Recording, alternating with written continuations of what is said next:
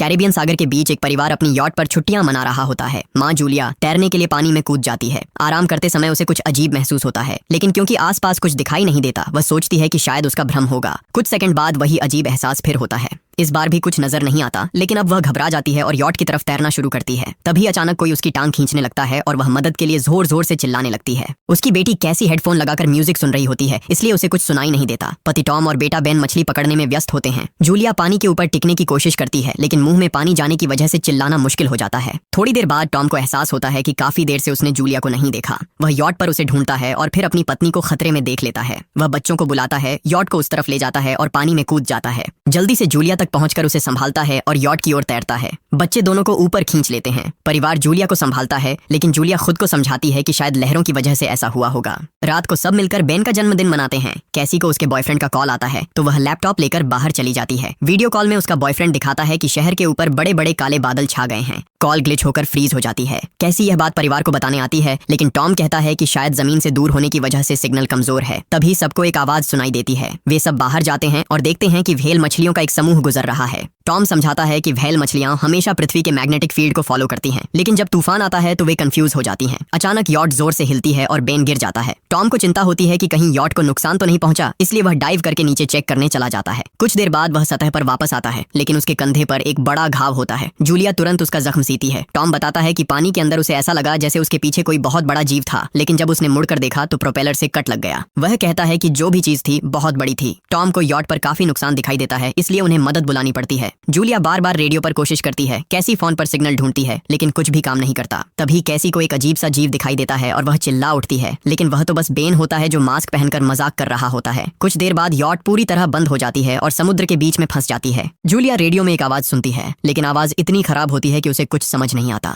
Tom परिवार को बताता है कि उनके पास सिर्फ 4 दिन का खाना पानी बचा है और अब उन्हें किसी मछली पकड़ने वाली नाव का इंतजार करना होगा। अचानक रडार पर कुछ डिटेक्ट होता है और परिवार को एक अजीब सी आवाज सुनाई देती है। सब दौड़कर बाहर आते हैं और हैरानी से देखते हैं कि कई सारे उल्कापिंड जमीन पर गिर रहे हैं। जहां जहां उल्कापिंड गिरते हैं वहां बड़े धमाके होते हैं। एक उल्कापिंड पानी में उनके पास गिरता है तो टॉम तुरंत यॉट को चलाने की कोशिश करता है। इंजन मुश्किल से चलता है, लेकिन तभी एक और उल्कापिंड उस इलाके को हिट करता है। परिवार डर के मारे एक दूसरे को कसकर पकड़ लेता है। तभी टॉम को समझ आता है कि जो आग के गोले गिर रहे हैं वे उल्कापिंड नहीं बल्कि सैटेलाइट्स हैं। उसी वक्त बेन देखता है कि यॉट से धुआं निकल रहा है। टॉम चेक करता है और कंफर्म होता है कि इंजन खराब हो गया है। हवा तेज होने लगती है तो फैमिली यॉट के अंदर छुप जाती है, बिना ये नोटिस किए कि कंपास बहुत तेजी से घूम रहा है। यॉट जोर जोर से हिलने लगती है। बेन फिर से गिर जाता है और इस बार उसे चोट भी लग जाती है। लहरें तेजी से यॉट से टकरा रही होती हैं। टॉम स्ट्रगल करके बाहर जाता है और लाइफ जैकेट्स लेकर आता है। तभी पावर चली जाती है। टॉम तुरंत पावर बॉक्स का बटन प्रेस करता है और लाइट वापस आ जाती है। उस वक्त बेन नोटिस करता है कि जूलिया की नाक से खून बह रहा है। जूलिया को चक्कर आने लगते हैं, जबकि कैसी सिंक पर जाकर उल्टी कर देती है। टॉम रेडियो ट्राई करता रहता है पर सिग्नल नहीं मिलता। अचानक एक तेज हाई पिच्ड नॉइज आती है और हवा और भी स्ट्रांग हो जाती है। जूलिया दरवाजे बंद करने की कोशिश करती है, पर एक हैच खुल जाता है और हवा खिड़कियां तोड़ने लगती है। टॉम एक फ्लेयर जलाता है और थोड़ी देर बाद अंधेरा छा जाता है।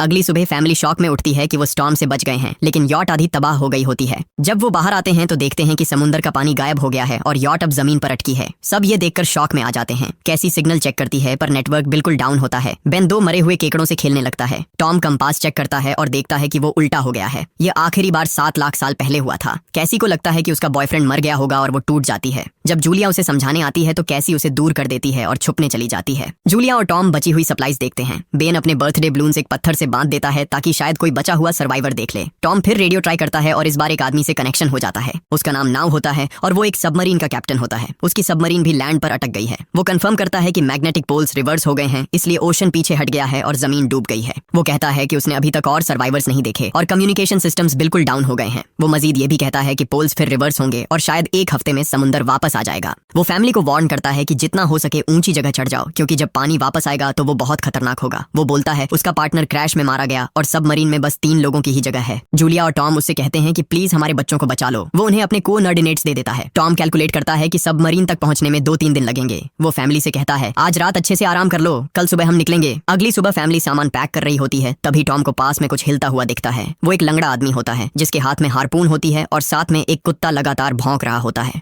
टॉम उसके पास जाता है और उसे पानी की बोतल देता है, लेकिन वो आदमी कुछ ऐसी भाषा में बोलता है जो टॉम समझ नहीं पाता। पानी पीने के बाद वो अजनबी अचानक टॉम के सिर पर बोतल मारता है और चेहरे पर जोर का लात मार देता है। जूलिया डर के मारे भागती है, लेकिन तब तक देर हो चुकी होती है। वो आदमी टॉम के पेट में हार्पून घुसा चुका होता है। टॉम कुछ पल तक तड़पता है और फिर वो उसकी गर्दन भी काट देता है। फिर वो आदमी जूलिया के पीछे भागता है और उस पर हार्पून फेंकता है, जिससे उसके कंधे में चोट लग जाती है। जूलिया दर्द सहते हुए यॉट के अंदर भागती है और बच्चों को बोलती है कि छुप जाओ। वो दरवाजा लॉक कर देती है। कैसी और बेन सोफे के अंदर घुस जाते हैं। जूलिया उन्हें फ्लेयर गन पकड़ाती है और खुद एक चाकू लेकर बाथरूम में छुप जाती है। वो आदमी दरवाजे पर जोर जोर से धक्के मारता है और आखिर अंदर घुस ही जाता है। पहले वो थोड़ा खाना उठाता है और फिर यॉट में इधर उधर ढूंढने लगता है, फिर बाथरूम की तरफ जाता है, लेकिन जूलिया समझदारी से एक छोटे छेद से बाहर निकल जाती है। वो आदमी सोचता है कि जूलिया भाग गई, लेकिन जैसे ही वो धीरे से निकलने लगती है, उसका कुत्ता उसे देख लेता है और भौंकने लगता है। कुत्ता उस पर झपटता है तो जूलिया चाकू से उसे मार देती है। कुत्ते की चीख सुनकर वो आदमी बाहर आता है और अपने कुत्ते की लाश देखकर आग बबूला हो जाता है। इस बीच जूलिया यॉट के दूसरे साइड से अंदर जाने की कोशिश करती है। वो ऊपर चढ़कर टूटी हुई खिड़की से अंदर घुसने लगती है, लेकिन वो आदमी पहले ही वहां पहुंच जाता है। वो उसे पकड़कर जोर से मुक्का मारता है, जिससे वो नीचे गिर जाती है।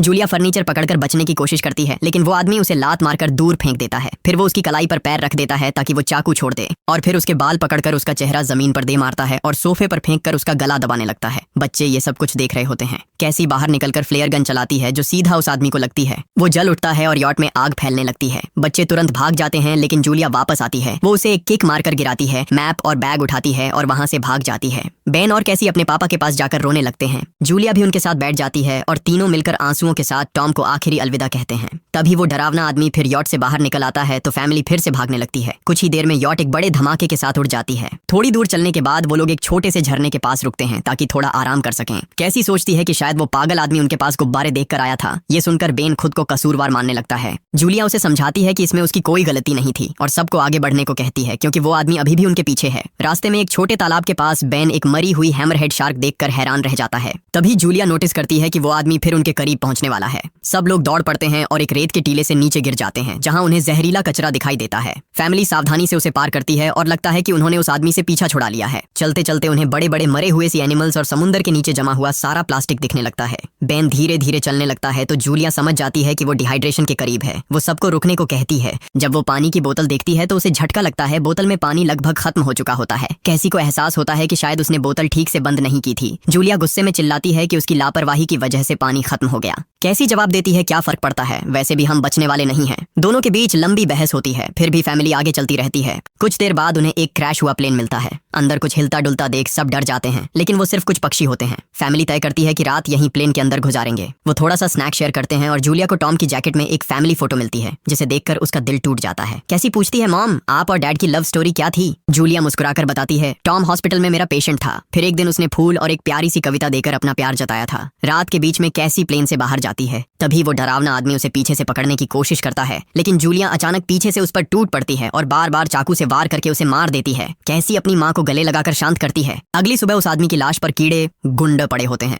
फैमिली नोटिस करती है कि उसके शरीर पर कई काटने के निशान हैं, मतलब इस एरिया में कोई खतरनाक जीव छिपा हुआ है। जैसे ही वो लोग वहां से निकलते हैं, केकड़े उसके मुंह से बाहर निकल आते हैं। कुछ घंटों बाद जूलिया और कैसी मैप देख रही होती हैं, लेकिन बेन धीरे से आगे निकल जाता है। जूलिया चिल्लाती है, रुक जाओ, लेकिन बेन एक तालाब में झुककर पानी पीने लगता है। जूलिया तुरंत उसे खींचकर बाहर निकालती है और समझाती है कि अनजान पानी उसे बीमार कर सकता है। धूप बहुत तेज हो जाती है तो फैमिली अपने सिर कपड़ों से ढक लेती है। बेन को चक्कर आने लगते हैं। तभी उन्हें कुछ पुराने कुर्सियां मिलती हैं और जूलिया कैसी उनसे एक टेम्पररी शेल्टर बना लेती हैं। जूलिया बेन को इंजेक्शन लगाती है और तय करती है कि वो रात वहीं बिताएंगे। सुबह जूलिया एक अजीब सी आवाज सुनकर उठती है। बाहर जाकर देखती है तो क्रैब्स का एक बड़ा झुंड उनकी तरफ आ रहा होता है। वो तुरंत बच्चों को उठाती है और तीनों भागना शुरू कर देते हैं। भागते भागते उन्हें एक बड़ा कार्गो शिप दिखाई देता है। वहाँ 3 क्रू मेंबर्स जिंदा होते हैं। एक औरत उनकी मदद करना चाहती है, लेकिन बाकी 2 आदमी मना कर देते हैं और तीनों फैमिली को बाहर छोड़कर कंटेनर लॉक कर लेते हैं। क्रैब्स पास आ जाते हैं। जूलिया बच्चों को कंटेनर के ऊपर चढ़ाती है। खुद जब चढ़ने लगती है तो क्रैब्स उसके पैर को जोर से काट लेते हैं। बच्चे उसे खींचकर ऊपर चढ़ाते हैं, नहीं तो वो नीचे गिर जाती। कंटेनर के एक छेद से आधे क्रैब्स अंदर घुस जाते हैं। क्रू मेंबर्स फायरिंग शुरू करते हैं, लेकिन क्रैब्स उन पर हावी हो जाते हैं और दोनों को मार डालते हैं। आखिरी आदमी छत के होल तक पहुंचता है, लेकिन क्रैब्स उसे भी नीचे खींच लेते हैं और वो भी मर जाता है।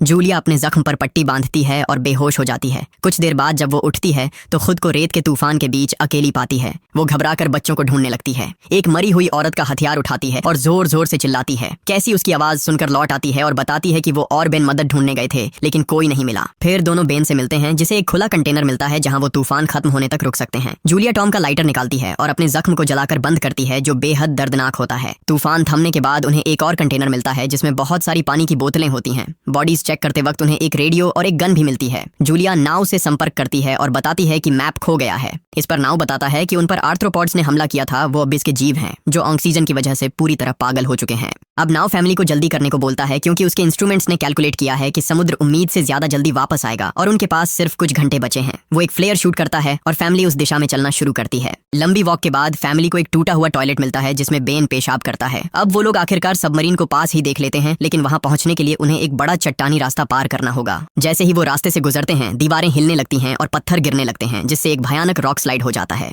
जूलिया तुरंत अपने बच्चों को साइड में धक्का देती है और खुद भी पीछे हट जाती है ताकि कुचली न जाए। अब एक पत्थर की दीवार उनके बीच आ गई है। जूलिया बच्चों से कहती है कि वो बिना उसके आगे बढ़ जाए, लेकिन कैसी मना करती है और जोर देती है कि उसकी माँ को चढ़ने की कोशिश करनी चाहिए। बहुत बहस होती है और चिल्लाने के बाद जूलिया वादा करती है कि वो बाद में अपने बच्चों को ढूंढ लेगी। मजबूर होकर कैसी अपने भाई को खींचकर आगे ले जाती है। बच्चे चट्टानी रास्ता चढ़कर सबमरीन की तरफ भागते हैं, लेकिन वहां पहुंचकर देखते हैं कि नाव बाहर खून में लथपथ पड़ा है। वो समझाता है कि उसके लिए सब खत्म हो गया है और अब बच्चे सबमरीन ले सकते हैं। ये सोचकर कि एक एक्स्ट्रा जगह होगी, कैसी वापस अपनी माँ को ढूंढने भागती है। तभी जूलिया केकड़ों को आता देखती है और वो फायरिंग शुरू कर देती है। कुछ केकड़ों को वो मार देती है, लेकिन झुंड बहुत बड़ा होता है और सबसे लड़ना मुश्किल हो जाता है। उसी वक्त कैसी दीवार के ऊपर दिखाई देती है और हाथ आगे बढ़ाती है तो जूलिया अपने घायल पैर के बावजूद तेजी से चढ़ना शुरू करती है। कैसी की मदद से वो दूसरी तरफ पहुंच जाती है और दोनों साथ में सबमरीन की तरफ भागते हैं। बेन पहले से ही ऊपर खड़ा होता है और फायर खोल देता है ताकि केकड़े डिस्टर्ब रहें जब तक फैमिली ऊपर चढ़ जाए। केकड़े नाव के शरीर तक पहुंचते ही तुरंत उसे खाने लग जाते हैं। जूलिया गन उठाती है और फायरिंग जारी रखती है जब तक बच्चे अंदर चले जाएं। जब वो सुरक्षित हो जाते हैं, जूलिया समझती है कि गोलियां खत्म हो गई हैं, तो वो गन केकड़ों पर फेंक देती है और अपने बच्चों के साथ अंदर चली जाती है। फैमिली हैच को अच्छे से लॉक करती है और खिड़की से केकड़ों को सबमरीन के चारों तरफ देखती है। इसी वक्त समुद्र वापस आ जाता है तो तीनों तुरंत अपनी सीटों पर बैठकर बेल्ट पहन लेते हैं और एक दूसरे का हाथ पकड़ लेते हैं।